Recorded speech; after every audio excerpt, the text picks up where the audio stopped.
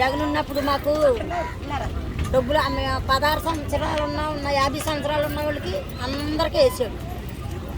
నెలలకి 16,000 వేసాడు. 18,000 వేసాడు. ఇప్పుడు లేవు. ఇప్పుడు 18,000 అని కాకుండా నెలకొచ్చి 15,000 వేస్తానని 1,500 వేస్తానని 10 రూపాయలు కూడా వేయాలి. వీడియో తీస్తున్నారే ₹1 కూడా రాలా. ₹1 కూడా వేయాలి. చేస్తున్నారు. మీరు ఎందుకు ఓటేశారు? ఇందుకోసంటే ఒకసారి ముందు ఒకసారి గెలిచాడు.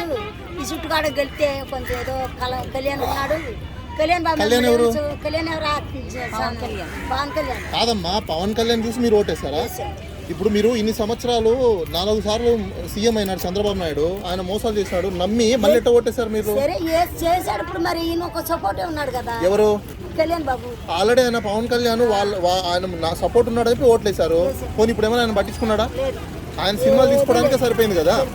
మరి అట్లా సినిమాలు తీసుకోవడం తప్పే, కరెక్టేనా? చేస్తాడు ఏదో మమ్మల్ని ఒకసారి చేస్తాడు అన్న స్థితిలో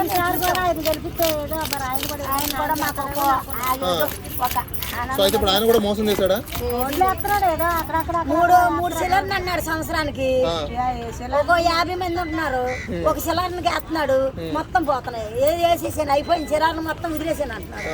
ఒక్కదానికి వేసాడు, మాకు సంవత్సరానికి ఒక్కదానికి వేసాడు. మరి ఇప్పుడు ఈ పవన్ కళ్యాణ్ కానీ చంద్రబాబు నాయుడు కానీ ఎవరేం చేయట్లేదా? ఏది లేదు. అంటే మళ్ళీ వీళ్ళకి ఎందుకు ఓట్లేసినట్టు మీరు?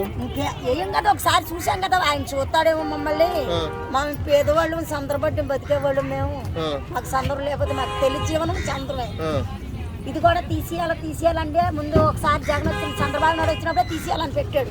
తీసేసారు, ఆల్రెడీ తీసేస్తే వాళ్ళు మేము కలిపి కొట్టుకున్నాం కూడా. కొట్టుకుంటే మేము దానా చేసాం. ఒక జీవితంలో మళ్ళీ ఇట్లాంటి వాళ్ళని నమ్మి ఓట్లేస్తారా మీరు? లేదు, అయిపోయింది. అంతేనా? కాలం కూడా పోయింది. ఇప్పుడు మా బతికి పోయి మాకు బోట్లు ఒక కాలం ఉంటాయి. కాలంలో కట్టుకుంటాం మేము. తుఫాన్ వస్తే గాలి వచ్చినా అక్కడ కట్టుకుంటాం. అది కూడా మూసేస్తున్నాడు. ఎవరు మూసేస్తున్నారు? చంద్రబాబు నాయుడు.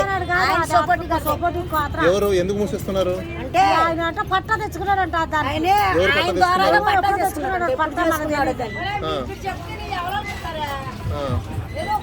సో అయితే మీకు ఇప్పుడు ప్రభుత్వంలో ఏమి రావట్లా?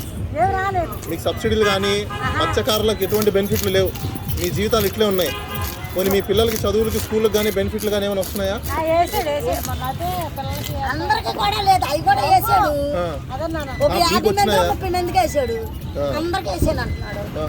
అన్ని అబద్ధాలు చెప్తున్నారు అయితే.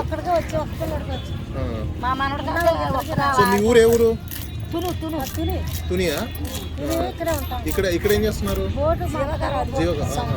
ఇది ఏ ఊరు ఇప్పుడు ఉండేది మీరు? చీరాల. దీని ఏమంటారు ఈ పోర్ట్ని? వాటరేవా? సరే, అయితే మీ సమస్యని ప్రభుత్వానికి తీసుకెళ్తాం, మేము కూడా చెప్తాం లేదు.